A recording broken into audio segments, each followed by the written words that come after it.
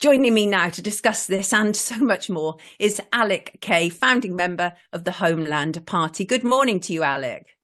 Good morning, Sonia. Thanks for having me on. Absolute pleasure. How significant do you think the issue of smartphone addiction is with young people, Alec? I think the problems that the smartphone generation is going to create is going to be astronomical, and we're not going to see the effects of it for a few years going on into adulthood. But it's already having a massive spend far too much time on their phones. And I think even worse is you get all the social media apps. And of course, the algorithms are designed to drag you in and take all of your focus and attention away.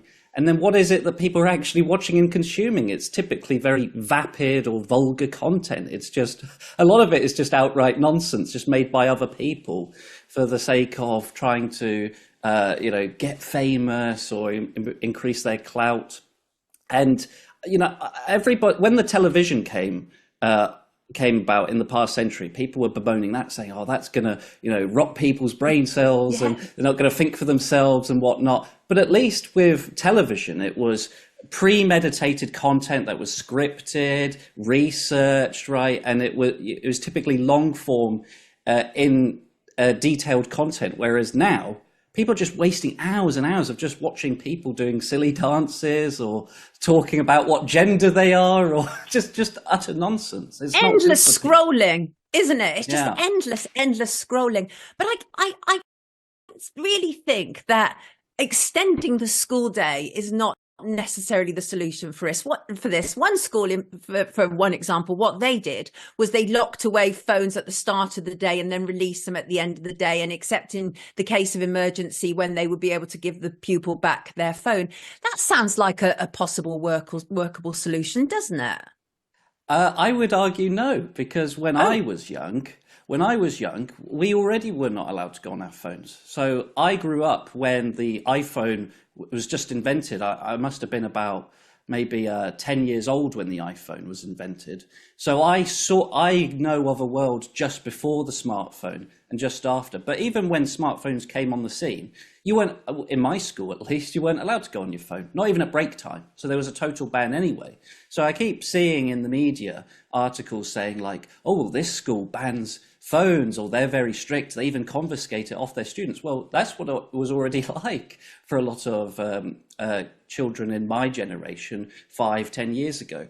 I think the problem is just people actually having the device in general. It's how they use it outside of the classroom, outside of school. Like I say, they go to school for the 6 or 7 hours, and then they go home, and then what are they doing? They're spending 6 or 7 hours on the apps. That's, dumbing them down, and obviously you've got all of the other social problems that it breeds, like people not being able to make friends, people not bothering to go out and see people in real life. And then you've got all of the other problems with social media as well, like the cyberbullying and the sexting, blackmail, and on it goes. So most of the problems are outside of school, is my contention with young people having smartphones. My worry, of course, though, is, well, not only do I not think that longer school days are the solution. If it was up to me, they would be shorter school days, but that's probably a whole other conversation for a whole other day. For me, this is like saying that factory workers aren't focusing well enough and need longer days, when in fact, perhaps the problem is that school is not stimulating these children enough. Do you think that's also a possibility? Well, certainly I didn't enjoy school that much. And it's become more... Obviously, people have bemoaned how increasingly there's more tests than ever pushed on children. So there's more testing, which obviously induces a sense of dread and anxiety in the young. So there's that.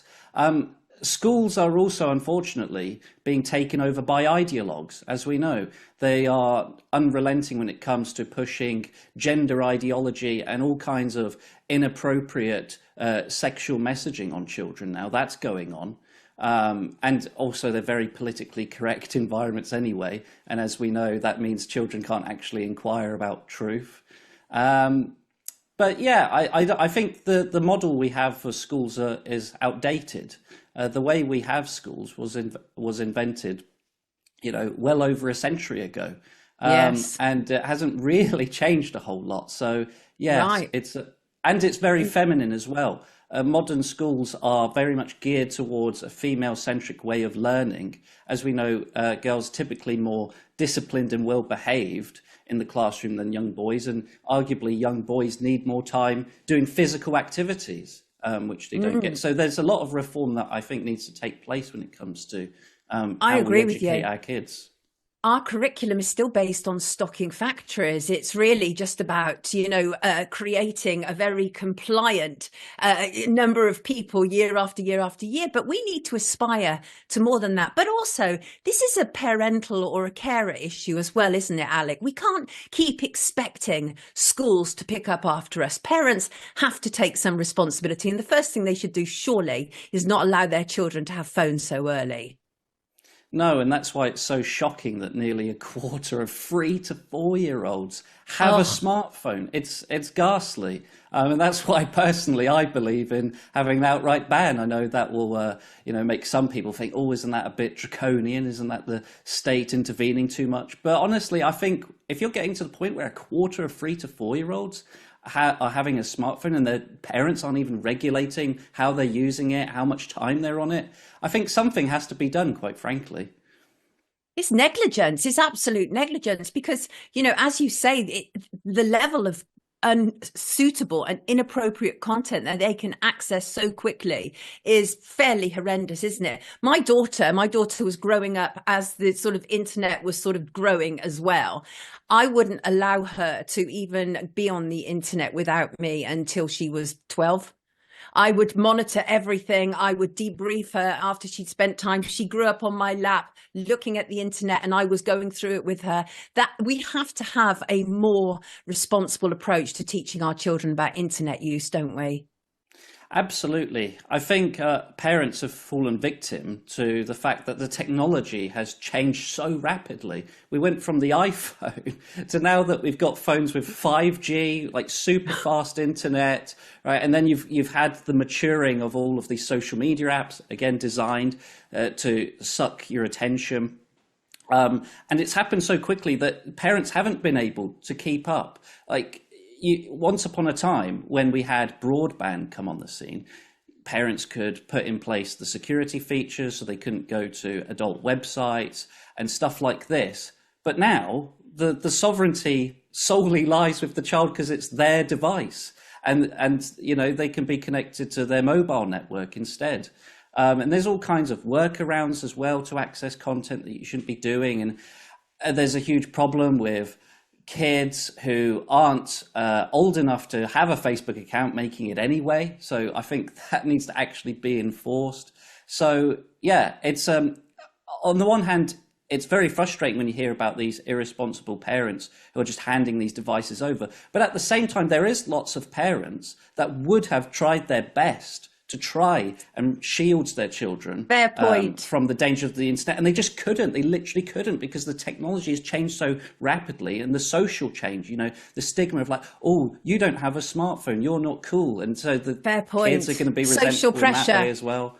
Yeah. Yeah, that peer pressure. This is something that's going to rumble on and on. And just a reminder to everybody, our question of the day is, how do we combat phone addiction among the young? Well, Alec and I have taken a good stab at it, and we will keep on with this conversation. Thank you so much, Alec, everybody. Alec Cabe, co-founder, Homeland Party. We'll be right back.